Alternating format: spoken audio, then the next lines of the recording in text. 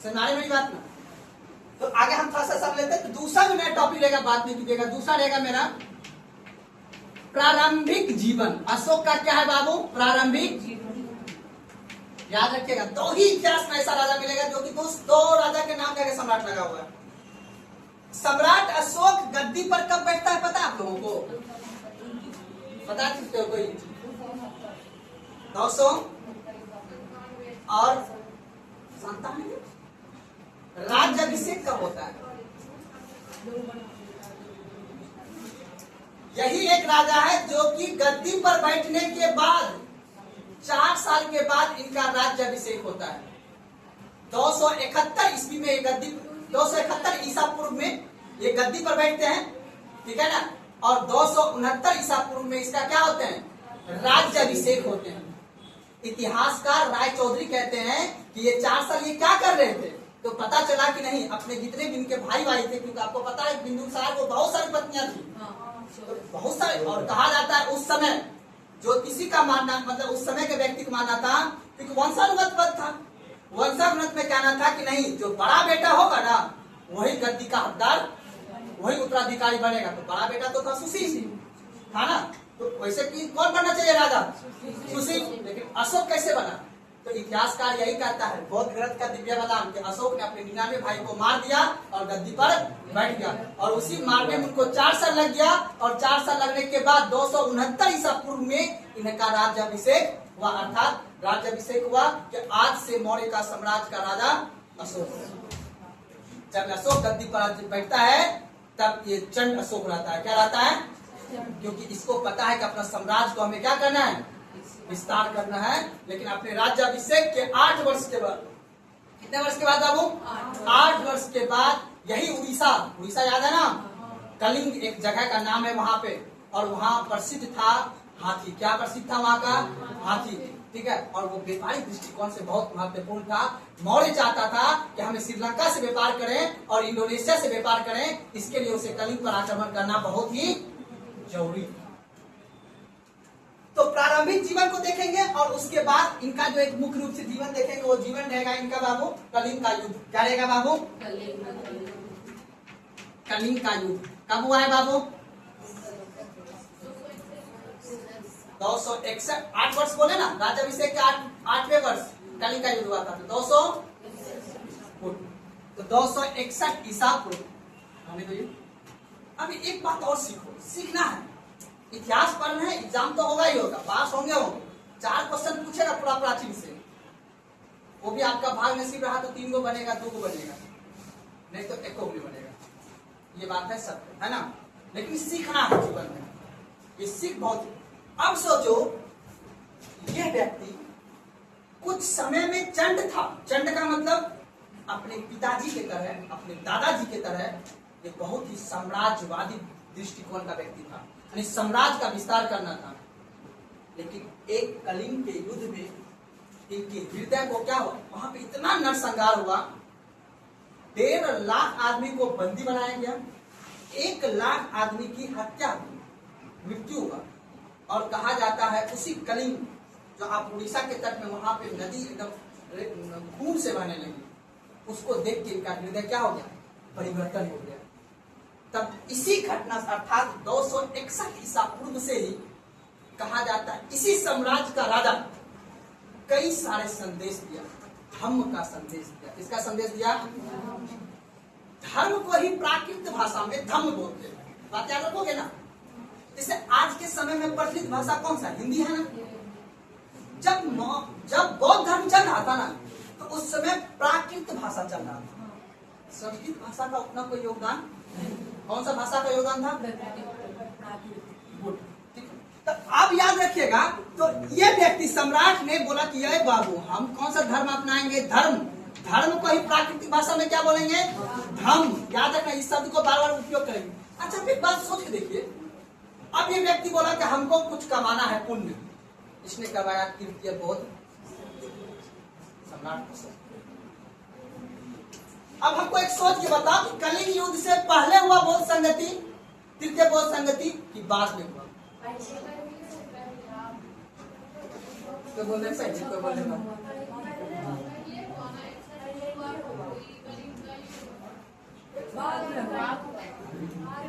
बोलिए ना जी। बाद में हुआ। तुम लोग तो कितने बच्चा हो। कलिंग युद्ध पहले हुआ है या फिर तृतीय बोध संगति पहले में? बस इतने के सवाल है मेरा। कब हुआ तृतीय बोध संगति?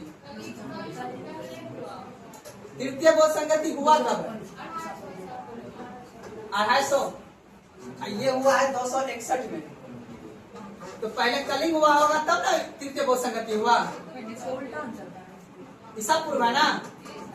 और तुम लोग कॉमन सेंस भी लगा सकते हो। जब आदमी गुंडा रहेगा, पहले जैसे बता सत्संग आदमी कब ज्वाइन करता है? जब पूरा मांस मछली खा के एकदम जी भर जाता है तब बोलता है हम क्या बनेंगे। ऐसे समझाने के बोल रहा हूँ, ठीक है। लेकिन लॉजिक दिया हूँ मैं समझने के लिए, ठीक है ना। लेकिन मुख्य रूप से आपको ये बात को याद रखना है, कलिंग युद्ध के बाद क्या हुआ? तृतीय बोध। मतलब ये था कि अपना धर्म को क्या करना है? प्रचार करना है। और अशोक ने धम्म नीति, अब नीति मतलब समझते हो? पॉलिसी। किस नीति? राज्य का नीति से किस नीति का लाभ मेरा देश चलेगा? समाजवादी, गांधीवादी, पूंजीवादी। ठीक उसी प्रकार हर राजा की अपनी एक नीति होती है। जिसने बौद्ध धर्म का सिद्धांत था, जैन धर्म का कुछ सिद्धांत मतलब प्रिंसिपल होता है। इस सिद्धांत पे ये काम करेगा। ठीक उसी प्रकार आपने देखा कि बिंबिसार का कुछ नीति था ना, वैवाहिक नीति था ना जी, विदेश नीति। आप चंद्रगुप्त मौर्य का आपने कुछ नीति देखा, बिंदुसार की कुछ नीति देखा, मित्रवत संबंध करके देखे आपने, एंटियोकस से आपने दार्शनिक वगैरह को मंगवाया कुछ अपना। उसी तरह अशोक ने क्या ना पाया, कौन सा नीति अपनाया बाबू? धम्म का नीति अपनाया बाबू, धम्म का नीति। अब इसी नीति में ये सिद्धांत देंगे, 5 को सिद्धांत अभी देंगे। किसी भी जीव का हत्या नहीं करना, अपने सगे संबंधियों के साथ अच्छे व्यवहार करना। लिखाऊंगा आपको ना। और लास्ट में बाबू हम लोग जो है धम्म नीति पढ़ लेंगे और उसके बाद हम लोग फिर पढ़ेंगे अशोक के अंतिम जीवन काल और उसके बाद पढ़ेंगे अशोक के अभिलेख। ठीक है, तो एक एक करके बारे में हम जानकारी ले लेते हैं, ठीक है ना। और मुख्य रूप से बाबू याद रखना है कि ये इतिहास है और इतिहास में आपने क्वेश्चन की दृष्टि से काम लिखिए। टॉपिक अशोक, सम्राट अशोक। 273 ईसा पूर्व से 272 है, ठीक है, 272 ईसा पूर्व है ना। हाँ, तो 272 ईसा पूर्व से 232 ईसा पूर्व।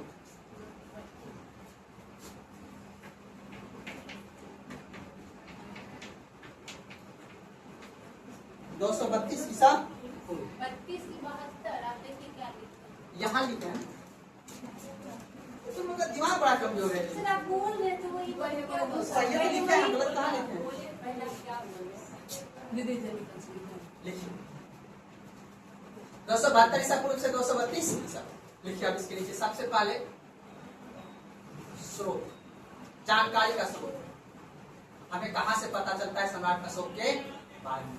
जानकारी का स्रोत।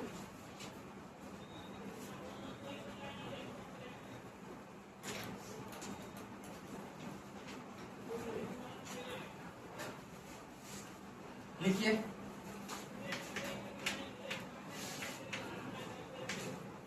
लिखिएगा। सिंघली ग्रंथ, सिंघली ग्रंथ कोमा दीपवंश, सिंघली ग्रंथ कोमा दीपवंश कोमा महावंश, सिंघली ग्रंथ कोमा दीपवंश कोमा महावंश,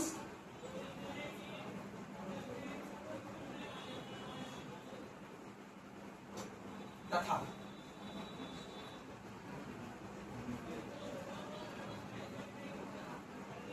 रुद्रदामन का जूनागढ़ अभिलेख तथा रुद्रदामन के जूनागढ़ अभिलेख, इन सभी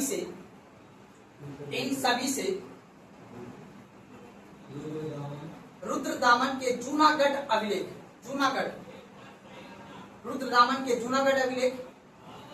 अब देखो यही याद रखना है, क्वेश्चन पूछेगा निम्नलिखित में से किस आधार पर अशोक के बारे में जानकारी मिलता है? साहित्यिक लिखा थे सिलविगत, दीपवंश और महावंश, और एक अभिलेख लिखा है रुद्रदामन के जूनागढ़ अभिलेख। इनसे अशोक के बारे में हमें जानकारी प्राप्त, तो इन सभी से अशोक के बारे में जानकारी प्राप्त होता है।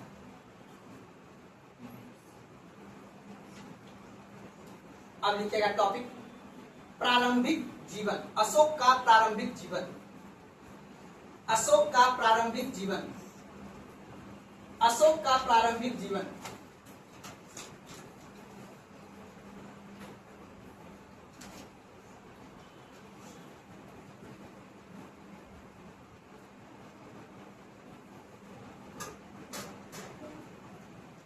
अच्छा, कोई बात है, कितना आदमी इस बात से सहमत है किसी भी व्यक्ति का विचारधारा कैसा होगा, किसी भी व्यक्ति का सोच कैसा होगा, उसका डिपेंड करता है उसका प्रारंभिक जीवन में लालन पालन कहाँ और किसके संरक्षण में हुआ है। इस बात से सहमत हो आप लोग? मान लेते हैं कोई पैदा हुआ मैं स्कूल बाजार में, लेकिन बस गया हुआ अमेरिका में जाके, है ना, आचार्य राज के संरक्षण में पढ़ने लगा, देखो कितना प्रैक्टिकल हो जाएगा वो, है कि नहीं है? तो डिपेंड करता है कि आपकी जो कैचिंग पावर जब होता है आपके 10 साल के बाद या 5 साल के बाद, जब आपका उम्र हो जाता है और 30 साल तक जो उम्र रहता है आपकी सीखने की क्षमता जिसमें ज्यादा रहता है, तर्क वितर्क करने की क्षमता ज्यादा, उस समय में आप किसके संरक्षण में और कौन आपका उस समय गुरु रहा है, उसी तरह के आपके अंदर विचारधारा, उसी तरह के आपके अंदर तार्किक बुद्धि रहेगा। ठीक है, आप गाँव में रहिएगा 25 साल तक उम्र में, उसके बाद जाएगा पटना पढ़ने के लिए, आपको बोलेगा बच्चा है अभी तक, क्योंकि आपके अंदर तार्किक बुद्धि नहीं हुआ है ना। लड़के सिगरेट पीता है, ऐसे बोलो, है कि नहीं है? कौन नहीं बोलता है जी? बोलिए ना, तू होता है ना, बोलते हैं, समझे कंजन जी? ऐसे होता है। इसीलिए डिपेंड करता है प्रारंभिक जीवन कहाँ बीता हुआ। अशोक का प्रारंभिक जीवन कहाँ बीता है? किसके संरक्षण में? बिंदुसार के संरक्षण में। आखिर तुम सोचो कि यह व्यक्ति जब पैदा होते ही इसका पालन मरण हुआ होगा। अब बताओ, इनको जब पता चला कि हमारे पापा के पास 16 रानियां हैं, तो हम क्यों चुकेंगे? तो ये भी बोला कि हमने इतिहास कह रहा है, हम क्यों कहेंगे? इतिहास कह रहा है कि इनके पास कई सारी पत्नियां हैं, उसमें कुछ का नाम अपन अभी नोट करेंगे, कुछ का नहीं करेंगे, ठीक है ना।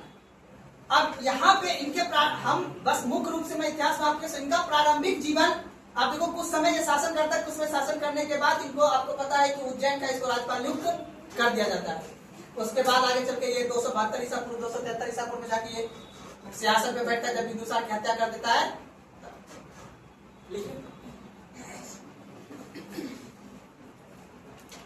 लिखेगा अशोक के प्रारंभिक जीवन की जानकारी का मुख्य स्रोत, अशोक के प्रारंभिक जीवन के जानकारी का मुख्य स्रोत, अशोक के प्रारंभिक जीवन के जानकारी के मुख्य स्रोत बौद्ध ग्रंथ है। अंडरलाइन कर दीजिएगा, क्वेश्चन पूछा गया ये स्टेटमेंट से। अशोक के प्रारंभिक जीवन के जानकारी के मुख्य स्रोत बौद्ध ग्रंथ है।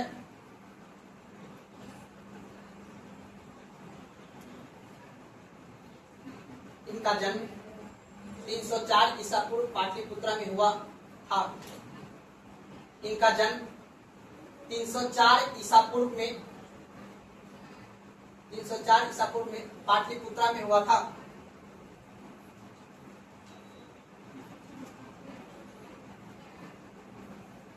पाटलिपुत्रा में हुआ था। अलग अशोकावदान के अनुसार, अशोकावदान के अनुसार पॉइंट देख लिखना है। और देखिए जैसे अनुसार बोले ना तो याद है ना, और देखे सुना लगा देना। मुख्य रूप से आपको क्या नाम याद रखना? अशोकावदान। ठीक है, अशोकावदान मेन बात कह रहा है कि अनुसार बार बार लगा देते हैं, तो अशोकावदान को अंडरलाइन कर देना है।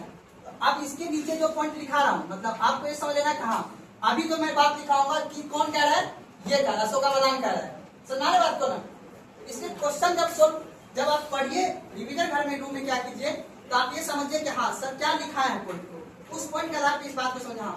बात बहुत से टीचर क्या करता है, बात बोल तो देता है, समझा देता है कहानी, लेकिन उसका सोर्स नहीं बताता है कि आप किस सोर्स पे ये बातें कह रही हो, और क्वेश्चन पूछेगा सोर्स के आधार पर। ठीक है, तो लिखिएगा अशोकावदान के अनुसार इनके पिता बिंदुसार, इनके पिता,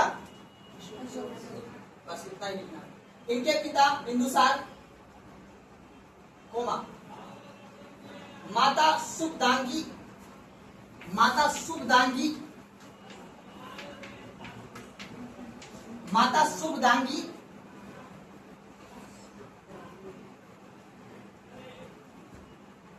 शुभदांगी लिखिए।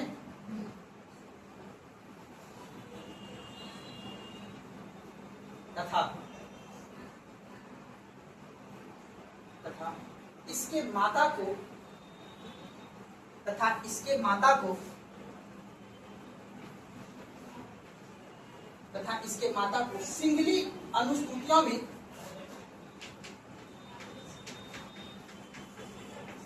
सिंगली अनुस्तुतियों में सिंगली अनुस्तुतियों में धर्मा कहा गया है। क्वेश्चन पूछा गया है, धर्मा कहा गया है।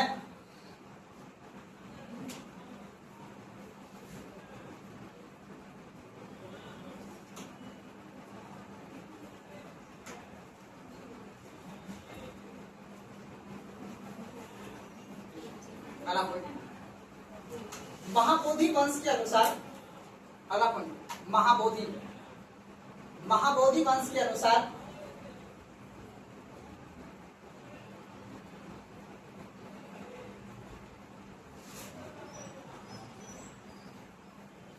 अशोक की पत्नी, अशोक की पत्नी वेदिशा महादेवी, वेदिशा, वेदिशा महादेवी, वेदिशा महादेवी था जो जो शाक्य जाति से था। अंडरलाइन कर दिया शाक्य को, जो शाक्य जाति से था।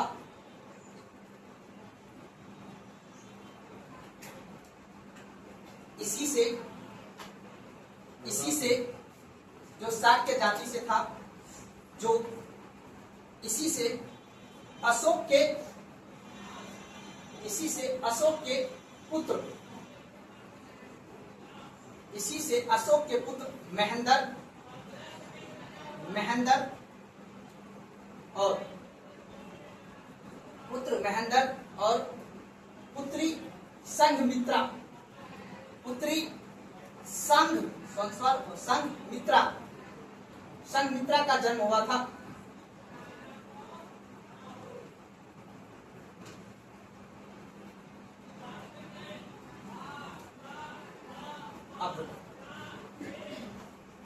बौद्ध ज्ञान कहता है इनके पास अनेक पत्नियां थी और एक है स्तंभ लेख। उस स्तंभ लेख का नाम है कौशाम्बी स्तंभ लेख। क्या नाम है जी? कौशाम्बी, कौशाम्बी लघु स्तंभ लेख। उसका कहना है कि नहीं, इनके पास सिर्फ एक पत्नी था। अंतर क्या है? एक स्तंभ लेख एक खुद ने लिखवाया है ना? समझ आ रहा आपको ना? और ये कब लिखवाया है? हृदय परिवर्तन होने के, जब आदमी पुजारी बन जाता है ना, बड़ा सा कथा जब सुनाने लगता है, फिर कथा से हट के उसके बाद रुचि का इस्तेमाल पहन के फिर जो ऑस्ट्रेलिया में जाता है, फिर बोलता है वो आज फिर धर्म का बुद्धि देता है, एक शादी करना है खुद अपने। वही बात है, यहाँ इतिहास सिखा रहा है आदमी में विचार की भावना की जागृति कहाँ से होती है? इतिहास। हमने पहले बोला इतिहास दुनिया की सबसे बड़ी अदालत है। इतिहास में हर समस्या का समाधान है। आप किसी भी चुनौती में फंसिएगा, किसी भी आप जीवन के किसी भी अंतिम किसी भी घटना फंसे, उसका हर किसी का चाहे आपके कहीं न कहीं आपके साथ जो घटना घट रही होगी ना, कहीं न कहीं वो किसी न किसी के साथ इतिहास में हो चुकी है।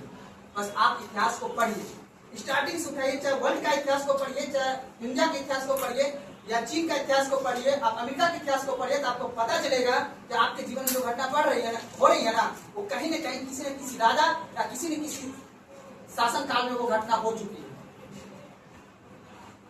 तो वो क्या लगता है, गांधी जी के जीवन में बहुत कम कष्ट आया होगा, बहुत जीवन में कष्ट आया होगा नहीं? और अभी मोदी जी इतना मोटिवेट क्यों? आपने सुना होगा एक व्यक्ति था, जन स्वराज पार्टी वाला नाम क्या था जी?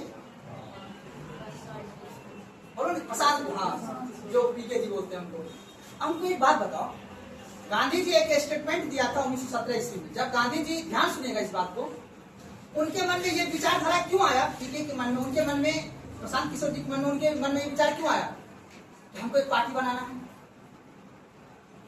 उनके मन में इस तरह के विचार की भावना गांधी जी से मिला। कैसे? गांधी जी पूरा देश घूम 1915 में जब वो आए, 9 जनवरी 1915 को ना, जब वो आए, सद्भावना दिवस मनाते हैं हम लोग, आए वहां पे उन्होंने पूरा भारत का भ्रमण किया, ठीक है ना, और भारत के भ्रमण करके भारत के आदमी को जागृत किया, और जागृत करने के बाद उन्होंने 3 आंदोलन किया लगातार, 1917 में, 1918 में, और 1918 के लास्ट में क्या था, खेड़ा सत्याग्रह। उसी को व्यक्ति को आधार मान के, इतिहास उस घटना को आधार मान के, ये व्यक्ति ने उनके फोटो लगा के बिहार में घूम घूम के भ्रमण कर करके उन्होंने जागृत किया कि आप भी एक ऐसी पार्टी का निर्माण कीजिए जिससे कि आपके बारे में सोचेगा। ये बात कनेक्ट में तो समझ आ रहा है ना? हमने आपको क्या समझाया कि आपके जीवन का लक्ष्य अगर कोई निर्धारित करना है कि आपको जीवन में क्या करना है, कैसे करना है, उसमें क्या क्या कहीं न कहीं इतिहास में वो घटना हो चुकी है, बस आप उससे सीखिए और आपके जीवन में अप्लाई हो जाएगा, ठीक है ना? वही बात है आपके क्या करें अशोक के बारे में। अभी देखिए, एक स्तंभ लेख कहता है कि नहीं एक पत्नी है, और बौद्ध धर्म के ग्रंथ कहता है कि नहीं इनके पास कहीं पत्नी है, ठीक है? लिखिए,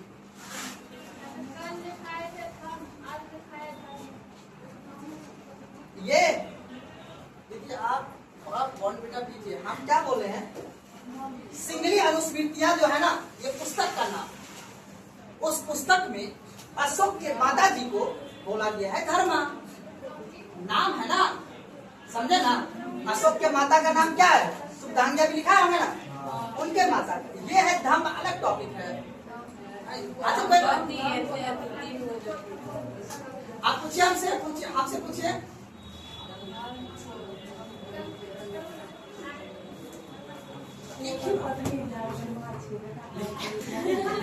आइए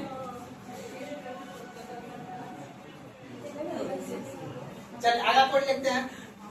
देखिए, कौशाम्बी लघु स्तंभ लेख से पता चलता है कि कौशाम्बी लघु स्तंभ लेख से, कौशाम्बी लघु स्तंभ लेख से पता चलता है कि, कौशाम्बी लघु स्तंभ लेख से पता चलता है कि, कौशाम्बी लघु स्तंभ लेख से पता चलता है कि अशोक को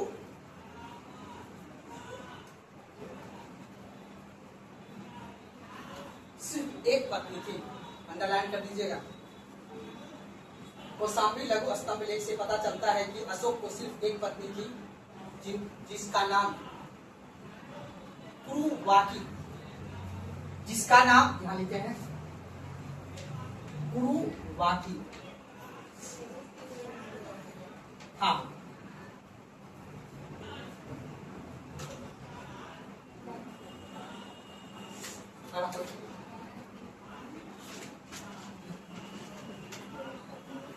अशोक की अन्य रानी का नाम पद्मावती था। अगला पॉइंट, अशोक के अन्य रानी का नाम पद्मावती था।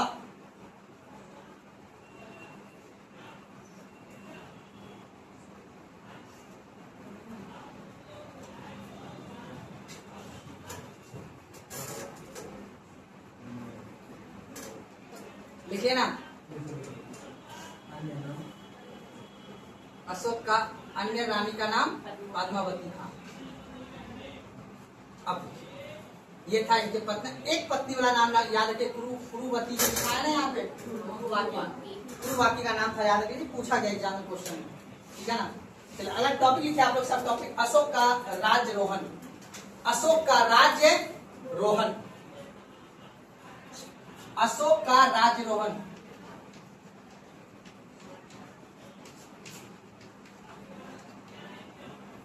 राज्यारोहण, अशोक का राज्यरोहण।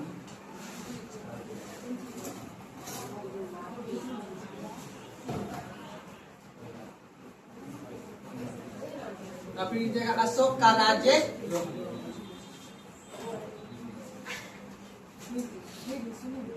देखिएगा, सिंगली अनुस्तुतियों से कोमा अशोक का राज्यरोहण, सिंगली अनुस्तुतियां से कोमा महावंश टीका। सिंगली अनुस्तुतियां नहीं लिखे हैं ऐसे।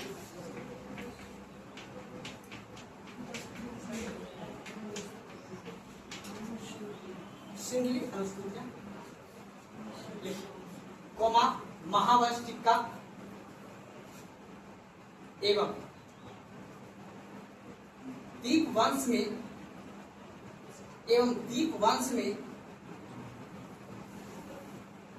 सिंगली अनुस्तुतियां कोमा महावंश टीका एवं दीप वंश में वर्णन मिलता है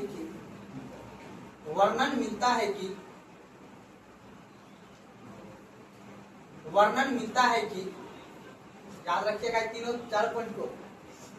वर्णन मिलता है कि अशोक अपने 99 भाई की हत्या कर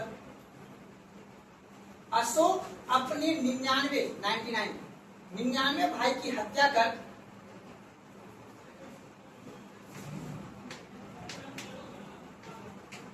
राज सिंहासन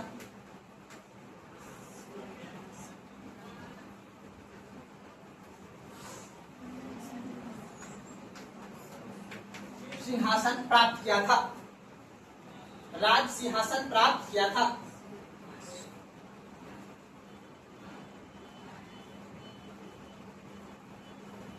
किंतु यह सत्य नहीं है।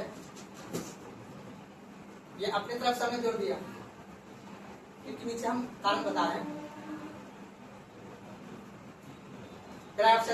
क्योंकि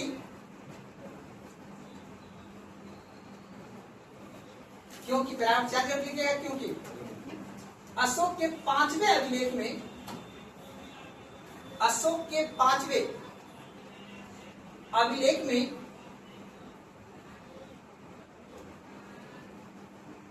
क्योंकि अशोक के 5वें अंडरलाइन कर दिएगा 5वें अभिलेख में उसके जीवित भाई के परिवार का, क्योंकि अशोक के 5वें अभिलेख में उसके जीवित भाई के परिवार का उल्लेख मिला है।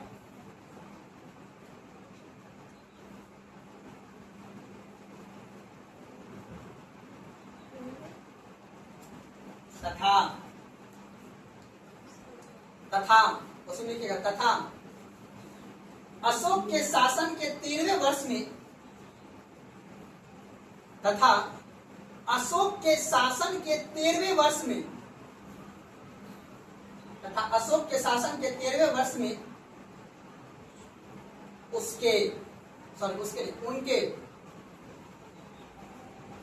उनके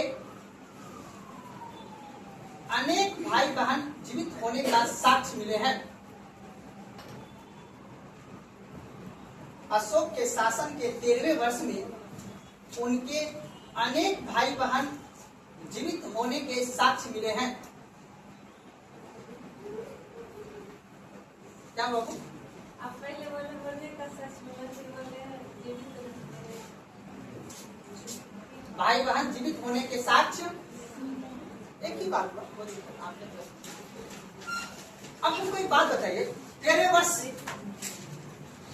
आपको 3 बात याद रखना है। सिंहासन पे बैठने के कितने वर्ष बाद राज्यरोहण हुआ था? 4 या 6? कंफ्यूजन होइएगा। 4 में 4 जोड़ देंगे तो 8 वर्ष के बाद क्या हुआ था? कलिंग का गद्दी पर बैठने के 8 वर्ष। कोई दिक्कत? 13 वर्ष के बाद किसका साक्ष्य मिला? जीवित होने का साक्ष्य। इसका मतलब है कि सिंगली की अनुस्मृतियां और महावंश और महाटिक्का वंश और दीप वंश जो कह रहा है कि चंड अशोक जो है, इसीलिए कहा चंड अशोक, ठीक है ना।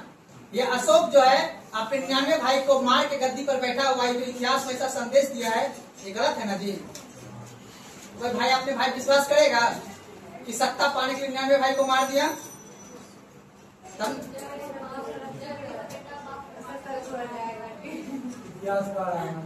हाँ, इतिहास है, सीरियस नहीं लेना है बात को, बस इतिहास है, उसके घटना से सीखना है आप लोग को। ऐसा भी होता। अब ये भी अब बताओ, इसके बाद जो अशोक के 5वें अभिलेख, अब बताओ ये भी तो तर्क हो सकता है ना, अशोक ने अपना अभिलेख लिखवाया है ना, क्या पता है कि नहीं है, जीवित थे कि नहीं थे, कोई गारंटी था, या किसी को भाई बहन बना लिया होगा। वही तो मैं कह रहा हूँ, इसलिए इतिहास है, इतिहास में सिर्फ घटना को सीखना है। देखो दो घटना इतिहास में, प्राचीन इतिहास और आपके मध्यकालीन इतिहास, इसमें सिर्फ युद्ध हुआ है बाबू, इसमें सीख बहुत मिलता है। जब मुस्लिम का इतिहास पढ़ेंगे ना हम लोग, देखना मुस्लिम यहाँ पे आएगा, शासन कैसे करेगा, मजा आ जाएगा, मजा आएगा। सम्राट के बारे, अशोक के बारे में पढ़ोगे, क्या बात करते हो, ठीक है ना। उसके बेटा जहांगीर आएगा, अनारकली, सलीम, है ना, मजा आता है पढ़ के। चलिए अगला पॉइंट लिखते हैं हम लोग। 13वें अभिलेख से किसके बारे में पता चलता है, उसके भाई बहन का जीवित होने के साक्ष्य प्राप्त करता है। तो इसी आधार पे कहा जाता है कि सिंगली अनुस्मृतियां और महावंश टीका और दीप वंश के आधार पे जो कही गई बातें हैं वो सभी क्या है, असत्य है, कहने की बात है, ठीक है ना। चलिए आगे बढ़ते हैं, लिखेगा। अब जो बात लिखा रहा हूँ ये बहुत इंपॉर्टेंट, ये पूछा गया एग्जाम में क्वेश्चन, यूपीएससी में स्टेटमेंट में क्वेश्चन पूछा गया है। दीप वंश और महावंश के अनुसार, और एक सुना देखिएगा, दीप वंश एवं महावंश के अनुसार अशोक का राज्याभिषेक, दीप वंश और महावंश के अनुसार अशोक के राज्याभिषेक, राज्याभिषेक होता है, ठीक है ना।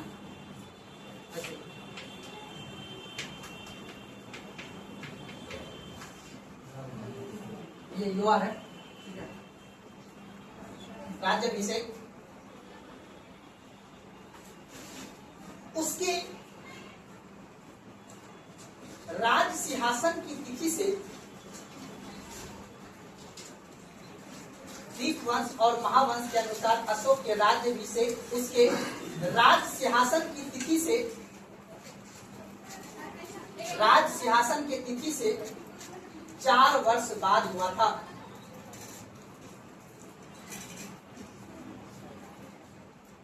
ब्रैकेट में, ब्रैकेट लिखिएगा, 973 ईसा पूर्व में राज सिंहासन, 200 क्या था, 71 मुझे 261 ईसा पूर्व में राज्याभिषेक। ब्रैकेट में लिख लीजिएगा ताकि आपको एक याद रहे, और सोर्स याद रखना इंपॉर्टेंट है, सोर्स क्या बोले, अच्छा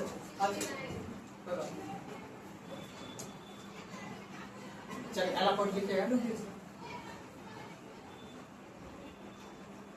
सोर्स याद रखना है, दीप वंश और महावंश टीका, महावंश। टॉपिक लिखिएगा कलिंग का युद्ध।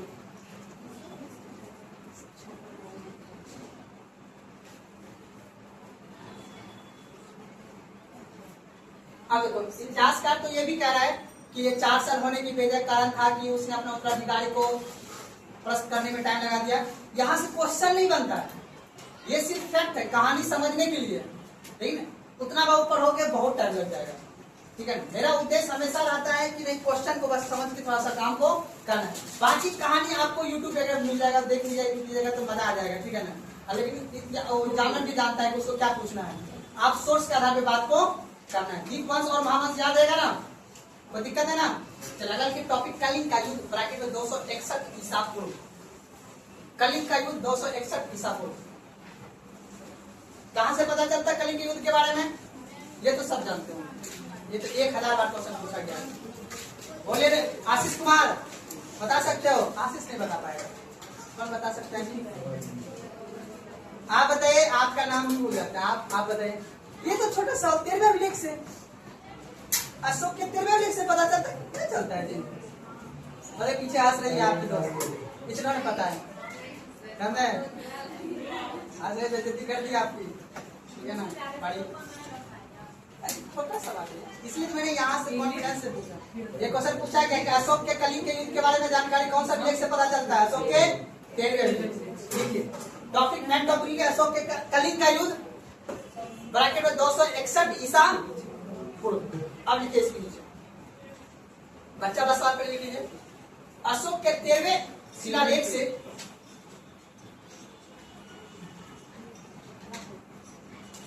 अशोक के 13वें शिलालेख से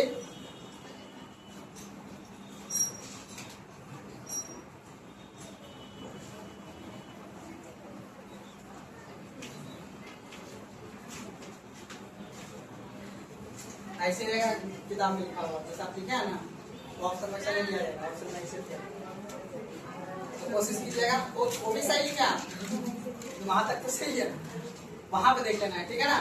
आप देख लीजिएगा आपके हिसाब से, मेरा काम था बताना, बाकी आपका मन। जैसे कि हम संविधान में लिखा देते हैं भाग 4, ऑप्शन में ऐसा नहीं आएगा, ऑप्शन में ऐसा आएगा, ठीक है ना। भाग 5 ऐसा आएगा लिखा हुआ, भाग 18 कैसा आएगा लिखा हुआ जी, ऐसे करके लिखा आएगा, है ना, लिखा रहता है ना ऐसे। तो टीचर पढ़ा के निकल जाता है, लेकिन उद्देश्य यहाँ पे भजन सुनाना नहीं है, उद्देश्य यहाँ पे क्वेश्चन शुरू कराना है। लिखिए अगला पॉइंट, कलिंग का युद्ध लिखिए ना। अशोक के 13वें शिलालेख से ज्ञात होता है कि, 13वें का अंडरलाइन करके आगे बढ़ जाइए। अशोक के 13वें शिलालेख से ज्ञात होता है कि अशोक अपने राज्याभिषेक के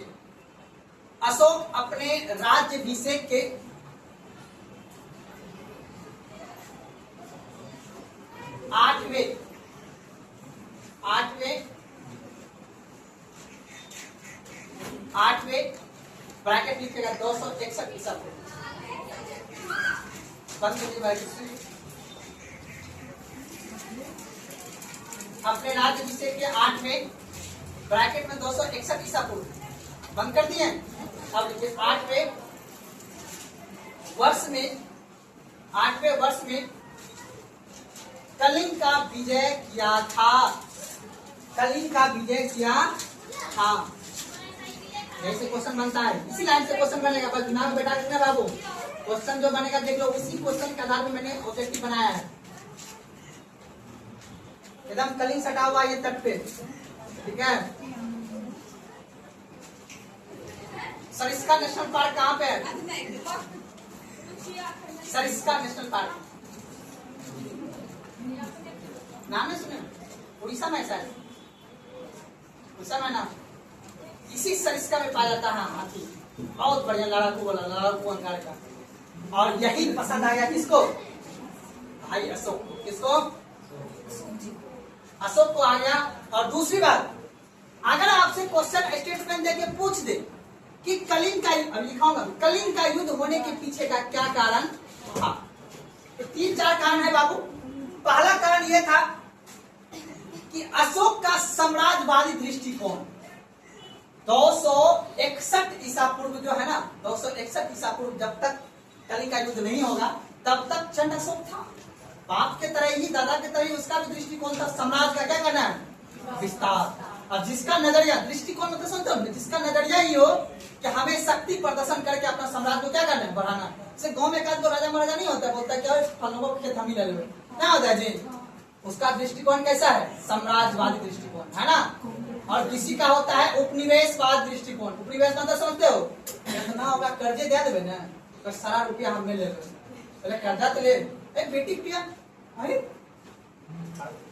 बहुत कहा प्रॉब्लम है, फलना में कर्जा दे दिया 5 लाख, नहीं दे चुका पाया, अरे तो खेता हूँ। युवा कौन सा विचारधारा, कौन सा दृष्टिकोण, उपनिवेशवाद दृष्टिकोण।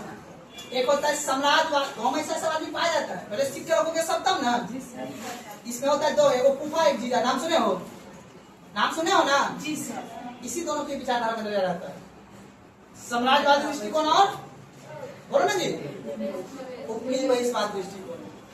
जीजा बोलेगा पापा जी, उसको तो अब उसको पता है कि हम तो लूट गए हैं, एक ही दुकान से दोनों लूटा हुआ कस्टमर है, एक ही घर से दोनों लूटा हुआ क्या है, कस्टमर है कि नहीं। हर लड़की माँ बाप को लगता है हम लूटा गए, दामाद हमको खराब मिल गया, और हर दामाद वाले को, जिसका मम्मी को हमको तो खराब मिल गया, समझ में नहीं आता कौन इच्छा करते इस समय। आपने अपेक्षा कितना है कि नहीं बताइए, अपेक्षा कितना रखा, ये सवाल नहीं होता है जी। तुम तो अलग क्यों बता रहे हो? आप ही का बात बोले, खराब बात नहीं है। आप अभी नहीं बोले। अपना यहाँ पढ़ाई है नहीं, यहाँ पे सीधा समझना बी प्रैक्टिकल। 2026 में हम लोग गिरे हैं, 2026 में आप लोग को बता देता हूँ। 2026 में दिए, 2026 और 2027-28 में आप लोग का उम्र हो गया रहेगा। 2030 तक मैक्सिमम उस समय का नजरिया आप तेज रखना है। शराब के नजरिया पे होगा, सामने वाला धोखा दिया, निकल लेना है तक से। मिलते हैं कोर्ट में, ठीक है कि नहीं है? इसलिए दृष्टिकोण रखोगे तब ना। अब तुम्हें पता है, तुम्हारा सब कुछ भूल जाएगा, तब सोचेगा अरे ये तुम्हारे साथ तो प्रीवियस बात कर लिया, ठीक है ना। तुमसे बोलते रहे क्या करोगे, हम तो नौकरी कर ही नहीं, तुमको क्या क्या जरूरत है, ऐसा बोल बोल के तुम्हारा उम्र खत्म।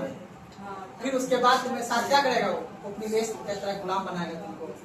हम जैसा कहते हैं वैसा करो, नहीं तो ये कब तक बोलेगा, जब तक तुम्हारा एज खत्म नहीं हुआ। अगर उसको लग जाए कि तुम कॉम्पिटिशन की तैयारी 4 साल की हो पटना में, तब नहीं तो उसको लग जाए कि 4 क्वेश्चन पढ़ के कॉलेज से पास हुए हो, तब फिर वो तुमको शुरू से गुलाम बनाएगा। उसको पता है कि तुम उसका कुछ बिगाड़ नहीं पाएगी, उसको तुम क्या हो, आत्मनिर्भर करना, तो उस पर आश्रित। ऐसा होता है, मानसिकता है पुरुष की, हम भी पुरुष है ना, ये मानसिकता होता है पुरुष का। स्लेव उसका दृष्टिकोण होता है, स्लेव मतलब गुलाम बनाने की दृष्टिकोण होता है। क्या बोला, स्लेव दृष्टिकोण। लेकिन उसको बदलना पड़ेगा, आप पे डिपेंड करता है। आप अभी मौका मिला है ना आपको, नीतीश कुमार ने मौका दिया आपको और संविधान ने मौका दिया, नहीं हुए तो याद रखना है, 2 ही चीज होगा, या तो कोर्ट के चक्कर खाओगे या इज्जत लुटाएगा। कहाँ पे, गरीब रहोगे, शोषण होगा। आगे बढ़ो, है ना जी, फैक्ट है जीवन का, लॉजिक है ये। चले लिखिए, हाँ क्या लिखे जी, अपने राज्य विषय क्या इतिहास पढ़ रहे हैं, इतिहास में किस घटने समझना उसके बारे में वर्तमान में समझ लेना। अपने राज्य विषय के 8वें वर्ष बाद कलिंग का विजय क्या था। अब उसके नीचे लिखिएगा पैराग्राफ चेंज कर, पैराग्राफ चेंज करके लिखिएगा। लड़की पैराग्राफ चेंज वैसे होता है, इतना मेहनत करके वर्ड क्यों समझाते हैं तुमको, वहां से लिखो हाफ लाइन से, वहां से लिखो ध्यान से। उस एक मतलब क्या हो, ऊपर वाला पॉइंट उससे लिंक क्या हुआ। पैराग्राफ चेंज मतलब ये होता है, ऊपर वाला लिंक नीचे से क्या होगा, साफ में होगा। लिखो विजय क्या था, जिसका निम्न कारण था, जिसका विजय किया था, लिखिए ना, जिसका निम्न कारण था। अब लिखिए पॉइंट बना के 1, रोमन 1, जिसका निम्न कारण था। नंबर 1 पॉइंट बना के, अशोक की विस्तारवादी नीति, अशोक की विस्तारवादी नीति एवं अशोक की विस्तारवादी नीति, अशोक की विस्तारवादी नीति। देखो नीति समझ गए ना, अपन का पॉलिसी है, नहीं रहता है हमारे घर में आई हो, हमारा पॉलिसी है बहु बार नहीं निकलेगी, इस पॉलिसी को तोड़ोगे तुम जाओ, है कि नहीं है। तो ये नीति हुआ विस्तारवादी नीति, ये चंद्रगुप्त मौर्य चलता रहा है। अब मैं लिखा हूँ एक दृष्टि, नीति और दृष्टि में अंतर होता है। जैसे लिखा होगा साम्राज्यवादी दृष्टि, तो दृष्टि मतलब हुआ कि नजरिया, और नजरिया समय के साथ बदलता है। जब खजाना ज्यादा रहेगा सरकार के पास, तब उसका दृष्टि क्या हो जाएगा, साम्राज्यवादी। जैसे अभी चाइना का क्या है, साम्राज्यवादी दृष्टिकोण, उसके पास ज्यादा पैसा है तब जाकर दूसरे देश में निवेश करता है। वो बात समझिएगा, मेरी बात समझ लेना।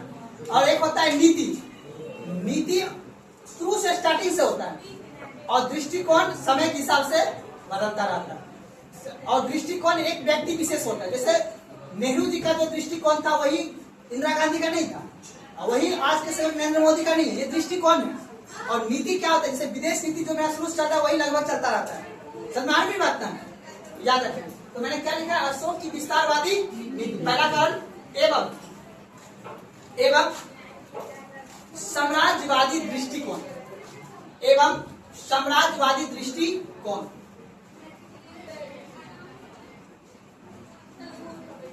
ये हुआ पहला, ये था पहला कारण उस पे विजय पाने का। दूसरा लिखिए,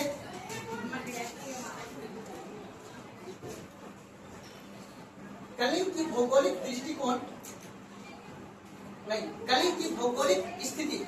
अब स्थिति लिखिए, कलिंग की भौगोलिक अवस्थिति, कलिंग की भौगोलिक अवस्थिति व्यापारिक दृष्टिकोण से, व्यापारिक दृष्टिकोण से कलिंग की भौगोलिक अवस्थिति व्यापारिक दृष्टिकोण से महत्वपूर्ण था, व्यापारिक दृष्टिकोण से महत्वपूर्ण था।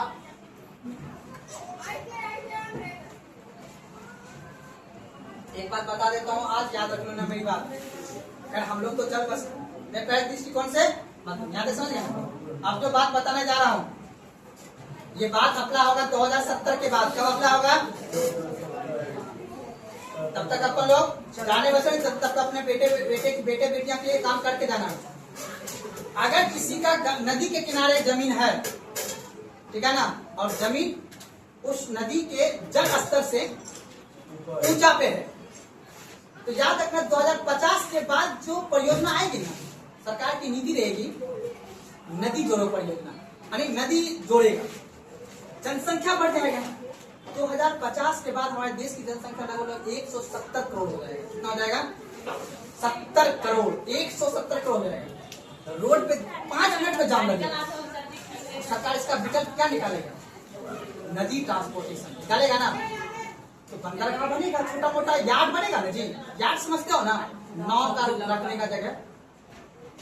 तो जिसका घर एनएच पे नहीं है तो उसका छोड़ दो, जमीन खरीद नहीं पाएंगे। और जिसका घर संजोग से नदी में, देखो दुनिया कैसे पलटता है। कुछ समय में आदमी खुश था जिसका जमीन एनएच के बगल में था, और दुख कौन था? जिसका घर नदी के बगल में। फिर समय बदलेगा, है कि नहीं? 2070 सब में जिसका घर नदी के किनारे रहेगा, ठीक है ना, उसको यार्ड बनेगा। यार्ड मतलब समझ बात को ना, व्यापारिक दृष्टिकोण जो है ना उधर से ही होगा। 2070 के बाद बता रहा हूँ, अभी नहीं, 70 के बाद जब हम लोग लगभग चल बसे जाएंगे। अपना देश का ये पॉलिसी है, नीति है, ऐसा ही चलेगा उस समय की स्थिति। आप महसूस भी करते हो, होगा कि नहीं होगा?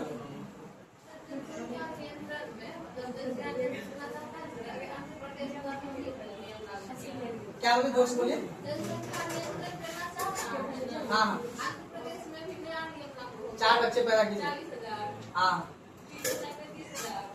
देखो ये तो पॉलिटिकली स्टेटमेंट है, ठीक है ना। हाँ ये सब स्टेटमेंट है कि जनसंख्या बढ़ाइए, ठीक है। थोड़ा सा सब आदमी सोचता है कि यूपी बिहार इतना जनसंख्या, वेस्ट बंगाल इतना जनसंख्या, हम क्यों पीछे नहीं, ठीक है ना। रीजन है इसके पीछे बात। अगर आपके क्षेत्र की जनसंख्या कम हो जाए, उनके क्षेत्र की जनसंख्या कम हो जाएगा ना, तो दूसरे राज्य वाला का डोमिनेट हो जाएगा ना। मान लो कि वहां पे युवा की कमी हो जाएगी, तो अपन लोग यहाँ से जाएंगे काम करने के लिए, और फिर करते करते आंध्र प्रदेश को बना देंगे बिहार, नहीं बना देंगे, है कि नहीं है?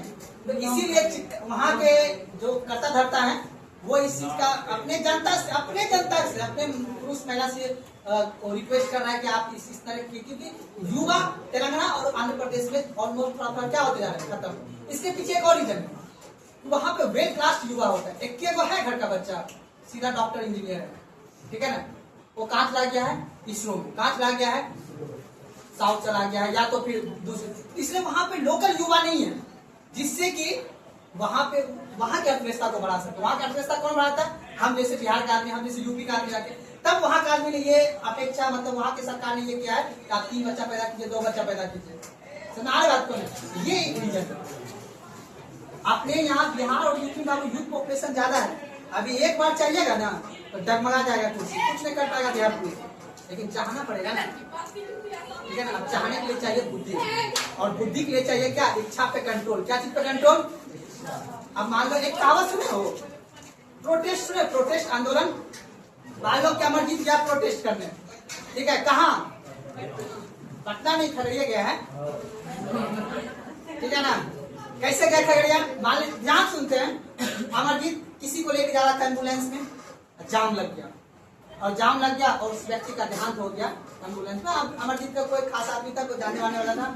अमरजीत को गुस्सा बढ़ गया कि सरकार के नीति के वजह से या सरकार के सिस्टम के वजह से इस व्यक्ति का देहांत हुआ है, अन्यथा देहांत नहीं होता। अब इन्होंने सभी व्यक्ति बॉडी को घुमा घुमा के सहानुभूति ले लिया। बॉडी मतलब घुमा के सहानुभूति लिया, और इसके बाद इसके पीछे 5000 जनता खड़ा हो गया। कितना? जनता खड़ा हो, ध्यान सुनना। 5, यही मैं सिखाना चाह रहा हूँ आप लोग, इतिहास यही सिखाता हूँ, पढ़ाऊंगा इतिहास में आगे। 5,000 जनता इस लड़का के पास खड़ा हो गया और बोला कि चलो अमरजीत चल के चलते हैं, डीएम साहब को बोलेंगे कि आप ऐसा अगली बार से ऐसा घटना किसी दूसरे के साथ नहीं हो, इसीलिए आप लोग संगठित होइए और दोबारा किसी गरीब के साथ ऐसा घटना ना हो। आज भाषण दिया, जनता खुश, ताली मारा, बहुत खुश, चला गया डीएम साहब के पास। डीएम साहब खुश, इसी दिन के कभी इतिहास पढ़े हुए हैं। कौन हो? अच्छा आप खाना पीना खिलाएगा इसको पहले, उसके 5 आदमी को भेजेगा पहले इसके गांव में, बोला इसका कमजोर नस्ल घर के लाओ, घर के लाएगा। पहले ही 5,000 में से 100 आदमी जो खूब बोल रहा होगा ना, उसको पहले छांट लेगा, कैमरा लगा के। कौन कौन बोल रहा है छांट लिया, कितना आदमी? 100 आदमी को छांट लेगा। 5,000 तो शरीर है ना जी, बोलने वाला तो स्वयं है ना। 100 आदमी को छांट लेगा कैमरा पे, छांट लिया। उस 100 आदमी पर 5-5 आदमी यूज करे, एक पर 5 आदमी यूज करे, बोलेगा इसका कमजोर नस्ल खोल के लौका है, बहुत बोलता है कमजोर नस्ल ढूंढ लिया। ध्यान सुना, हम कहना क्या जा रहे हैं, कमजोर नस्ल हो जाए नहीं। गरीब का आदमी का क्या कमजोर नस्ल रहेगा? गरीब का आदमी कफन बांध के चलता है, देख लेंगे कुछ नहीं होगा। बोला सर कोई कमजोर नस्ल नहीं है, तब कोई बात नहीं, अंतिम तक इसका किडनी खराब करेंगे। जान का डर सबको, बस इसको बुलाए, बोले देखो ऐसा है, आपका कौन लगती थी जो डेट किया? सर हमारा खासम खास रिलेशन का था, एग्जाम्पल के लिए भाई लगता था, ठीक है ना। अच्छा कितना उम्र था? सर इसका उम्र ज्यादा नहीं था सर, पता है आपको सर 32 साल था सर। अच्छा कितना बाल बच्चा है? अच्छा इसका बाल बच्चा जो है ना सर 2 बेटा है, 1 बेटी है। अच्छा 32 साल जी गया था ना, बचा इसके पास कितना था? सर 40 साल और बचता, ये कम से कम बताइए। अच्छा कितना कमाते थे ये? बोलेगा कमाता था सर 50,000 का महीना कमाता। अच्छा तो जो ये तो 40 साल कमाता, कितना रुपया कमा लेता? 3 करोड़। हाँ 3 करोड़ सर कमा लेता, लीजिए हम आपको देते हैं 1 करोड़ रुपया। प्रोटेस्ट लेके अगला 3 दिन में यहाँ दिखना, एक आपको सरकारी नौकरी देते हैं, इसका बेटा को क्या देंगे? या तो आपको दे देंगे, हाँ सर दे दीजिए हमको सरकारी नौकरी, एक सरकारी नौकरी 1 करोड़ रुपया देंगे, लेकिन ये 5,000 रुपया अगला दिखना नहीं चलेगा। अब बताओ ये आदमी चला गया, इसका व्यक्तिगत इच्छा पूरा हुआ। यही होता है राजा का काम। राजा को पता है कि हमें, क्योंकि 5,000 आदमी से राजा लड़ सकता है, लड़ सकता है कभी?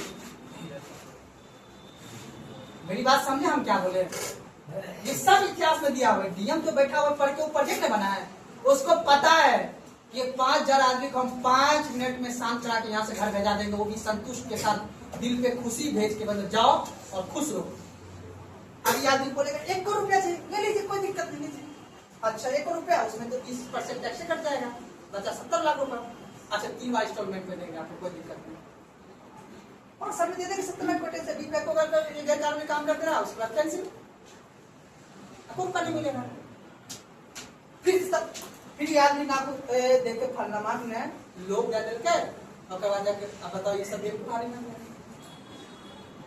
हो सकता है या नहीं हो सकता? होता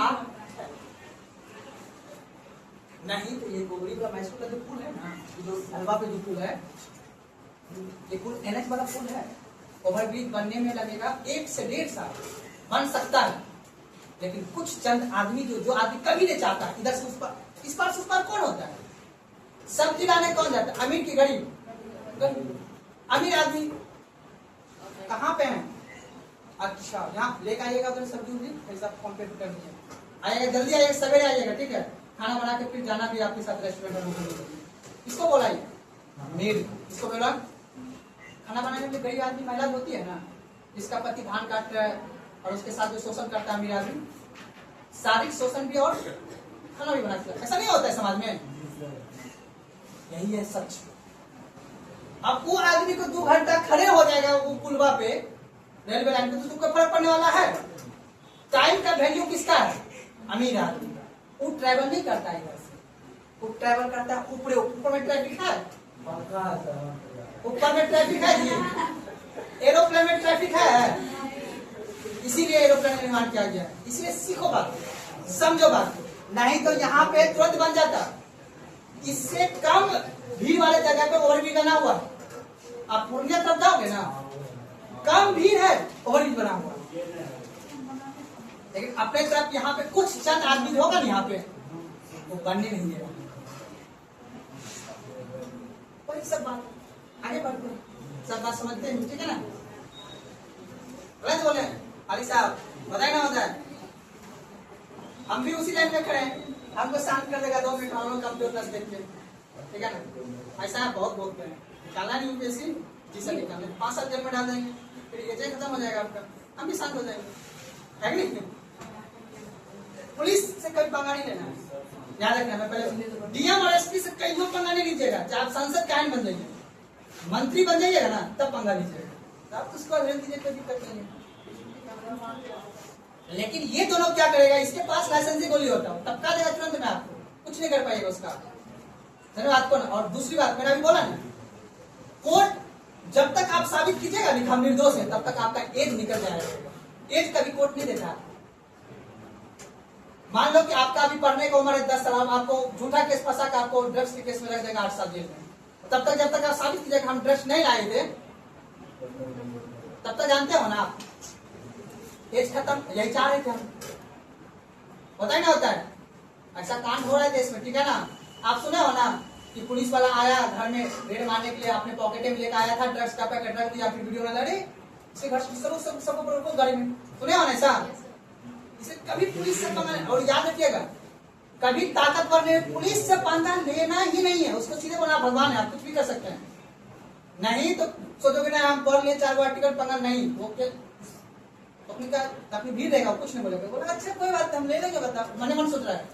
वो आएगा किसी भी गुस्से में, रात में आएगा 11 बजे रात, जब आप सोए रहेगा, तरफ से दारू बोतल दूध गिरा देगा, आप वही लेकर आया, गिरा दिया, उल्ला का पैकेट सरफ का लेकर, सब का मतलब ड्रग्स का पैकेट लेकर आएगा, ठीक है, वही गिरा दिया। उसके बाद फिर टिंग टिंग खुलवाया आपको गेट, घुसा दनादन, उसको पता हम डिलीवर किए हैं, किधर गया, वो तो पीछे वाला मीटिंग गया, या तो दूसरा गिरा देगा किसी से, है वैसा आदमी अपने पास।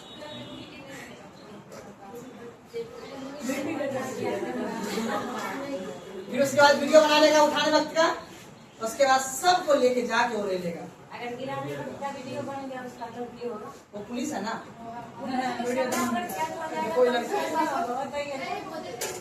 आप लोगों को बता रहे, सुनो सुनो, वही तो मैं सुना रहा हूँ आप लोगों को, आपको क्यों बोला मैं इतना, सुनो बात, या तो आप हमको बेवकूफ समझ रहे हो, हम इतना पढ़े होने के बावजूद हम तब पर भी आपको अभी ये बोल रहे हैं कि पुलिस से पंगा, जो आपके अंदर हार्मोन्स है ना, हमारे अंदर वो भी हार्मोन्स है और था भी। ध्यान सुनिएगा, अभी आप लोग कोर्ट कचहरी चक्कर लगाए नहीं, आपको पता नहीं, बाबू सुनो आपको इसलिए बता रहा हूँ, जब तक ताकतवर नहीं रहो ना, तब तक पंगा नहीं लेना। आप कहोगे 1 मिनट, आप कहोगे कि हम वीडियो बना लेंगे, आप जानोगे तब तक उसका बाहर है, कितना दिन अलर्ट रहोगे। आपके घर में कैमरा लगा हुआ है, मान लेते कैमरा लगा हुआ है, तो भी आप ये साबित नहीं कर पाओगे, क्योंकि जो गिराने आएगा ना वो बड़े पुलिस थोड़ी रहेगा, तो मैंने एग्जाम्पल दिया, पुलिस रहेगा। 5,000 रुपए में आपके घर में बोल साबित करना चाहते हो ना, आदमी ऐसा करने के लिए तैयार है। राजा के घर जिसका बढ़िया घेरा जाता है ना, उसके घर में जब गिर जाता है, जिसके घर में हवा आगे घुस की चिड़िया घुस जाता है, तो उसका बात कर रहे हो तुम लोग, कहाँ सोच रही हो? लॉजिक सोचो, लॉजिक और तर्क के आधार पर बात करो, ठीक है ना। आपसे ज्यादा पढ़े और ताकतवर भी हम, ठीक है ना। जब हम ऐसे बोल रहे हैं ना, जब तक ताकत ना रहे ना, उलझो नहीं किसी से, क्या मर्जी गलत कर रहे हैं नहीं, तो सिर्फ कहीं का नहीं रहोगे, सिर्फ यही रोड पे साइकिल चलाते रह जाओगे, और फिर उतार के फिर चैन चलाओगे, हाथ में मूवी लग जाएगा। पहले ताकतवर बनो, तब फिर सोचो।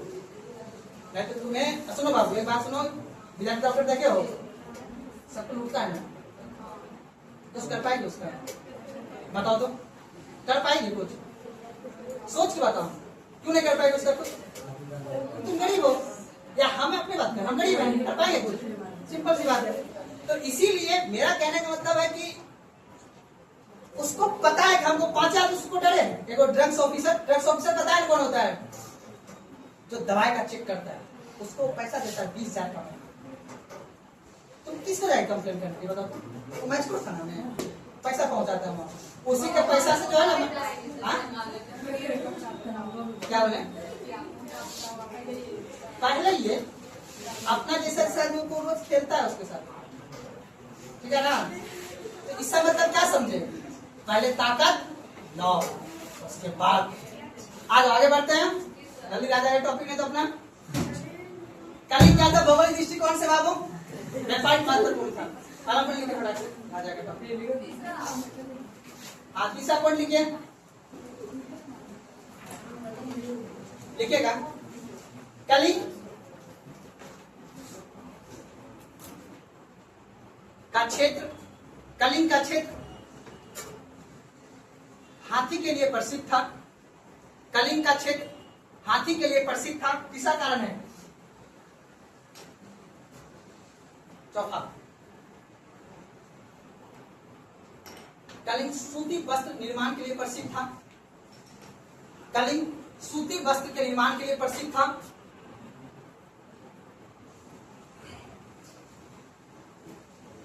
कलिंग सूती वस्त्र के निर्माण के लिए प्रसिद्ध था तथा, उसी लिख लीजिएगा, तथा कलिंग से, तथा कलिंग से, तथा कलिंग से बंगाल, श्रीलंका, कलिंग से बंगाल, श्रीलंका,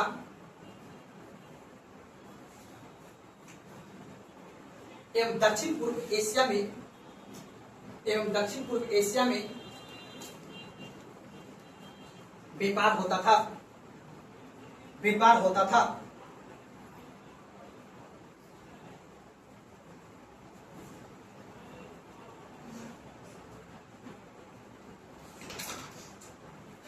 समझ गया ना? आपको लिखिएगा सिर्फ नीचे पैराग्राफ करके, कलिंग युद्ध के परिणाम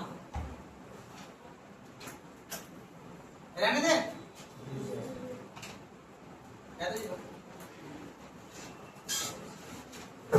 इधर के टॉपिक में टाइम चला जाता है।